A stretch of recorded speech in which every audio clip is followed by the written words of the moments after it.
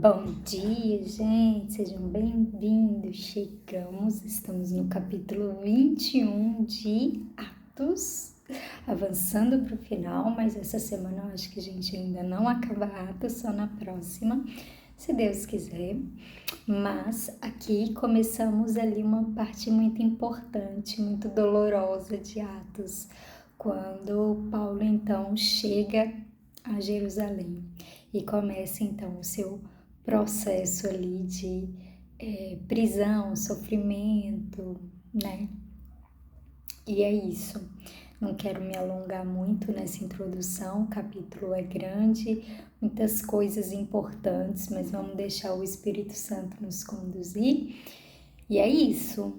Então, para quem chegou agora, sejam muito bem-vindos. Esse é um canal onde aqui você vai ler um capítulo da Bíblia por dia. E assim a gente vai compreender melhor a Bíblia, melhor o plano de Deus, o desenvolvimento, o desenrolado que Deus está fazendo no mundo. E a gente só pode ter essa completude, esse cenário geral, quando nós entendemos desde A até a Z, né? Desde o princípio até o final, que é como Deus ali, Jesus se apresenta para nós como de A a Z, mas em todo o tempo Ele está presente, né? Em todas as escrituras, por isso nós vimos desde Gênesis, estamos aqui em Atos, chegaremos a Apocalipse se Deus quiser. E é isso, me ajudem em oração, me ajudem, quem quiser fazer jejum.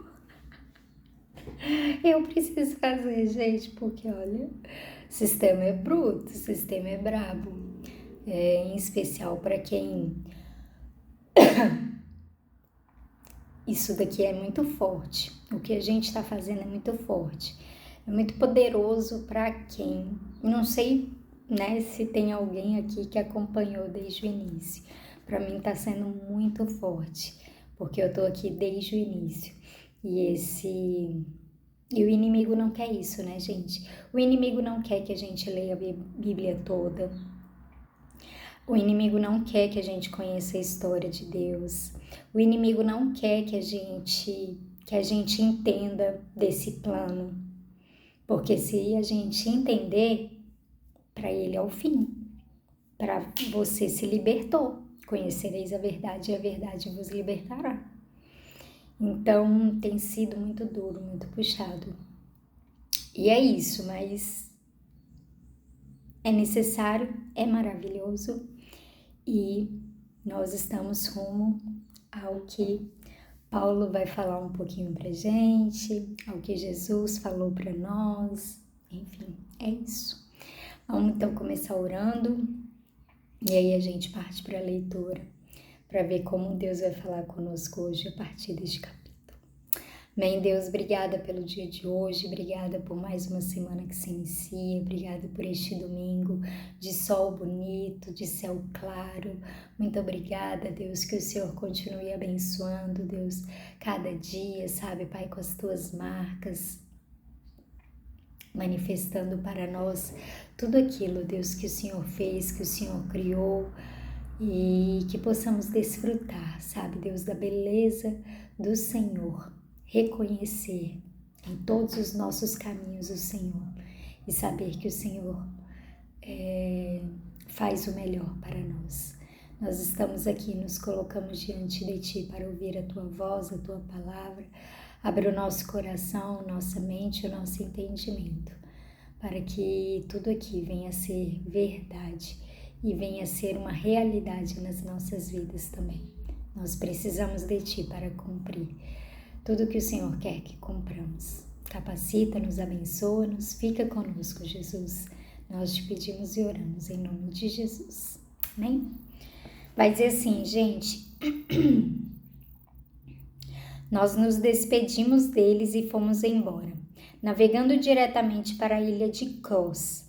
No dia seguinte, paramos no porto de Rhodes e dali continuamos até a cidade de Pátara, onde encontramos um navio que ia para a Fenícia. Então, embarcamos nele e seguimos viagem. Quando já podíamos ver a ilha de Chipre, navegamos ao sul daquela ilha e seguimos em direção à província da Síria. Chegamos à cidade de Tiro, onde desembarcamos, pois o navio precisava ser descarregado. Naquela cidade encontramos alguns cristãos e ficamos com eles uma semana. Então, avisados pelo Espírito Santo, eles disseram a Paulo que não fosse para Jerusalém. Mas, quando chegou o dia de irmos embora, nós continuamos a nossa viagem. Aí aqueles irmãos com as esposas e filhos nos acompanharam até fora da cidade. E todos nós nos ajoelhamos ali na praia e oramos. Depois de nos despedirmos, embarcamos no navio e eles voltaram para casa. Seguimos viagem navegando da cidade de Tiro para Ptolemaida. Ali, encontramos e cumprimentamos os irmãos e passamos um dia com eles. No dia seguinte, partimos e chegamos à cidade de Cesareia. Ali fomos para a casa do evangelista Filipe e ficamos com ele. Filipe era um dos 7 homens que haviam sido escolhidos em Jerusalém. Ele tinha 4 filhas solteiras que profetizavam. Alguns dias depois da nossa chegada, um profeta chamado Ágabo veio da região da Judeia. Ele chegou perto de nós, pegou o cinto de Paulo, amarrou os próprios pés e as próprias mãos e disse: "O Espírito Santo diz isto: em Jerusalém o dono deste cinto será amarrado assim pelos judeus e será entregue nas mãos dos não-judeus." Quando ouvimos isso, nós e os irmãos de Cesareia pedimos com insistência a Paulo que não fosse para Jerusalém. Mas ele respondeu: "Por que vocês choram assim e me deixam tão triste? Eu estou pronto não somente para ser amarrado, mas até para morrer em Jerusalém por causa do Senhor Jesus." E não conseguimos convencê-lo a não ir. Então, desistimos e dissemos: "Que seja feita a vontade do Senhor." Depois de passarmos alguns dias ali, juntamos as nossas coisas e fomos para Jerusalém. Alguns irmãos da cidade de Cesareia nos acompanharam e nos levaram à casa onde íamos ficar hospedados. O dono da casa era Menasson, natural da ilha de Chipre.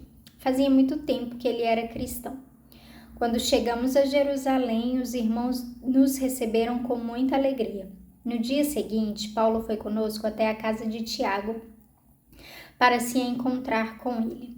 E todos os presbíteros da igreja estavam presentes ali.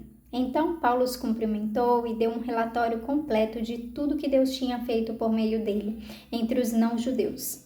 Depois de o ouvirem, todos eles deram graças a Deus e disseram a Paulo: "Veja bem, irmão, há milhares de judeus que se tornaram cristãos e todos eles são fiéis à lei de Moisés.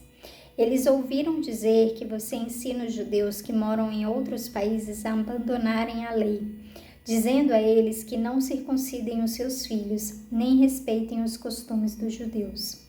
O que vamos fazer? Com certeza eles já ouviram dizer que você chegou. Portanto, faça o que vamos dizer. Então aqui, entre nós 4 homens, estão aqui entre nós 4 homens que têm de cumprir uma promessa a Deus. Então vá, tome parte com eles na cerimônia de purificação e pague a despesa para que eles possam rapar a cabeça. Assim todos saberão que não é verdade o que se diz sobre você. Pelo contrário, vão ficar sabendo que de fato você vive de acordo com a lei de Moisés. Mas quanto aos não-judeus que se tornaram cristãos, nós já mandamos uma carta a eles dizendo o seguinte: não comam carne de animais que foram oferecidos em sacrifício aos ídolos, nem sangue, nem carne de nenhum animal que tenha sido estrangulado. E também não pratiquem imoralidade sexual. Então, Paulo falou com os 4 homens e no dia seguinte tomou parte com eles na cerimônia de purificação. Depois entrou na área do templo para avisar quando iam terminar os dias da purificação, isto é, a ocasião em que cada um dos 4 homens deveria oferecer o seu sacrifício. Quando os 7 dias da purificação estavam para acabar, alguns judeus da província da Ásia viram Paulo na área do templo. Então atiçaram a multidão, agarraram Paulo e começaram a gritar: "Israelitas, nos ajudem! Este é o homem que vai pelo mundo inteiro falando a todas as pessoas e dizendo mentiras contra o povo de Israel, a lei de Moisés e este templo." e agora ele está trazendo não-judeus para dentro da área do templo, profanando assim este lugar santo. Eles disseram isso porque tinham visto Trófimo, que era de Éfeso, na cidade com Paulo, e pensavam que Paulo o havia levado para dentro da área do templo. A confusão se espalhou por toda a cidade, e o povo veio correndo de todos os lados. Eles agarraram Paulo e o arrastaram para fora da área do templo e fecharam os portões. Quando a multidão já ia matar Paulo, o comandante das tropas romanas recebeu a notícia de que toda a cidade de Jerusalém estava em revolta. Então reuniu depressa alguns oficiais e soldados e correu para o meio do povo. Quando a multidão viu o comandante e os soldados, parou logo de bater em Paulo. Aí, o comandante chegou perto de Paulo, prendeu-o e mandou amarrá-lo com 2 correntes. Depois perguntou: quem é este homem? O que foi que ele fez? Mas na multidão uns gritavam uma coisa, outros gritavam outra. A desordem era tão grande que o comandante não pôde descobrir o que havia acontecido. Então mandou que os soldados levassem Paulo para dentro da fortaleza. Quando chegaram perto da escada, os soldados tiveram de carregar Paulo por causa da violência da multidão que vinha atrás gritando: mata, mata. Quando iam levar Paulo para dentro da fortaleza, ele disse ao comandante: me dê licença para falar uma coisa com o senhor? O comandante perguntou: você sabe falar grego? Por acaso você é aquele egípcio que há algum tempo atrás começou uma revolução e levou 4.000 terroristas armados para o deserto? Paulo respondeu: eu sou judeu, nascido de Tarso, cidade muito importante da região da Cilícia. Por favor, me deixe falar com o povo. Então o comandante deixou. Paulo ficou de pé na escadaria e fez um sinal com a mão para o povo, pedindo silêncio. Quando todos ficaram calados, Paulo começou a falar em hebraico. Ele disse, e aí só vamos ver o que Paulo disse amanhã no capítulo 2. Mas aqui, então, a gente vai entender um pouco sobre o porquê de Paulo ter sido preso, né? Por que ia haver esse sofrimento com Paulo? O capítulo começa ali mostrando as viagens que Paulo teve que fazer, os lugares onde ele foi parando até chegar em Jerusalém.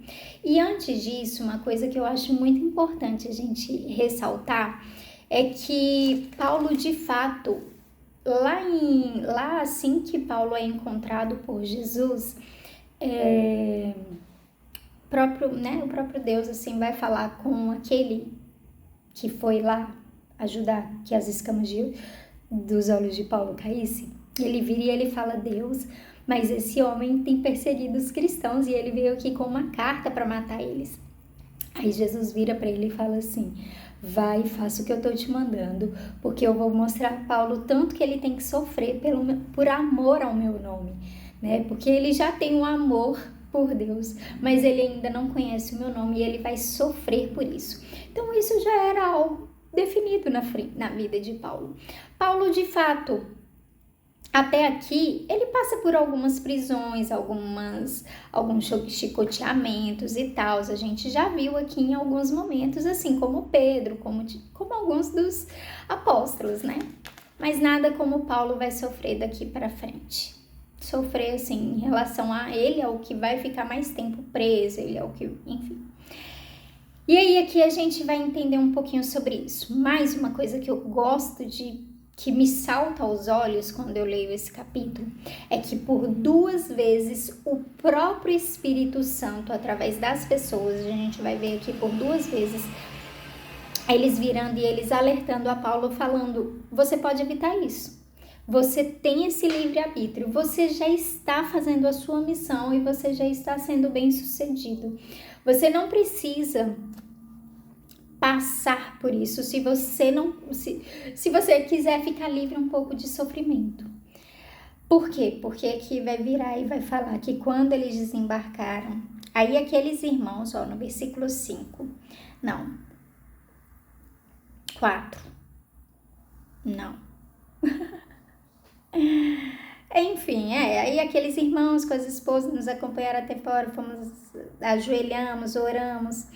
Vai dizer que, enfim, essa família então vai pedir com insistência a Paulo, falando Paulo, e diz que aquilo era algo do Espírito Santo para eles, né? Falando assim: cara, a gente sabe que você vai sofrer muito em Jerusalém, a gente tem esse incômodo no coração. Mais tarde, ele então para em um lugar, então vem Ágabo, aquele profeta também que profetizou anos de fome ali em Jerusalém, na época de Cláudios, lá no versículo, tem aqui o versículo, gente, lá no capítulo, né, de Atos, acho que 18. Enfim, ele vai vir aí, ele mesmo vai pegar o cinto de Paulo, vai amarrar as próprias mãos, os próprios pés e vai falar: o dono desse cinto vai ficar assim se ele for para Jerusalém. E aí Paulo vira e ele fala: por que vocês estão querendo aumentar o meu sofrimento? Sabe, aumentar a minha angústia. Eu sei que eu vou sofrer, gente, eu sei, isso daí já tá certo. Mas eu não vou fugir disso. Essa é a minha missão. Eu quero ver o que Deus quer fazer através de mim a partir disso. E aí eu ia contar uma experiência pessoal, mas eu não vou contar, porque a gente não vai ter tempo. Mas, então, vai dizer, eu quero realmente entrar nessa parte, meu tempo se esgotou, mas vai dizer então, gente, que Paulo, ele vai para Jerusalém, ele chega até Jerusalém. E aí ele é deixado, primeiro ele chega lá à casa de Filipe, né? Filipe é aquele que é levantado junto com Estevão, com alguns diáconos para servir à mesa das viúvas, e ele também é um do que encontra, se eu não me engano, o cara lendo e fala: você sabe o que você está lendo? Aí ele fala: como eu vou saber se não tem quem me explique? Então Filipe é um desses. Que mais? Enfim, e aí depois vão para casa de Tiago, e Tiago vai virar e vai falar: cara, que benção. Aí Paulo vai dar o relatório ali de tudo que ele havia feito entre os não-judeus, de como o povo estava aceitando Jesus, estavam cada vez mais se convertendo a Jesus e ao cristianismo, né? E aí Tiago vai virar e vai falar: Tiago, Pedro, provavelmente os apóstolos estão reunidos ali e vão falar: que bênção, cara, parabéns, mas deixa eu te falar uma coisa, a gente não tem uma boa notícia para você, porque aqui há como é que se diz? A informação que circula é que você tá ensinando aí mundo afora que as pessoas não precisam se circuncidar, que as pessoas não precisam acompanhar a lei de Moisés, que você é um judeu, tipo, você é nascido aqui de judeu, mas você tá, tipo, espalhando revolta pelo mundo todo. Os judeus, eles tinham muito essa característica, né, gente? Eu não sei se ainda tem, mas, tipo, todo mundo devia ser na mesma forma. Quem quer aceitar o Deus deles, que então entre na forma deles e não... A gente já falou um pouquinho sobre isso aqui, sobre essa questão dessa questão cultural, né? É igual a gente também. Que não sei o que. Se eu penso de determinada forma, se eu penso, por exemplo, todo cristão é de direita, né? De política, assim, na visão política. Todo cristão é de direita. A gente acaba colocando os cristãos só dentro de uma caixinha. Então, em várias vezes a gente faz isso. Todo cristão precisa fazer tal coisa. Então assim, os judeus, eles faziam muito isso, né? E aí vai dizer que aquilo estava se espalhando e ele estava enrolado se alguém pegasse ele. Aí eles falavam: para mostrar que você segue as leis de Moisés, ajuda esses homens a cumprir o voto deles, paga a oferta que eles devem, vai com eles ao templo, isso e aquilo. Beleza, Paulo faz isso, então vai lá, vai ajudar eles e tal. Só que ele, como a gente viu aqui no capítulo 20, ele vai com um monte de gente, ele está acompanhado dos discípulos dele, e muitos dos discípulos dele são de outras áreas. Então, aquele povo talvez não estava reconhecendo muito bem Paulo, mas diz que ele estava indo ao templo, estava normal, estava adentrando, porque ele é judeu e ele era circuncidado, ele era todo bonitinho. Mas diz que um dia eles veem ele andando com Trófimo. E aí,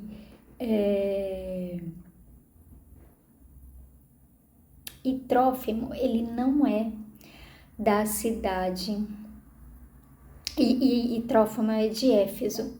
E aí, beleza, e aí então vira um alvoroço, por quê? Porque parece que ele tá desrespeitando eles. Eles acham que ele introduziu Trófimo ao templo, uma coisa que era inaceitável, uma pessoa de outra origem entrar no templo deles. Então isso para eles era inaceitável. Então diz que eles pegam Paulo com tudo e vai lá. E é isso, é assim que começa. E o que a gente pode tirar disso, gente? A gente pode tirar que... Eu não vou falar hoje não, porque meu tempo já se esgotou.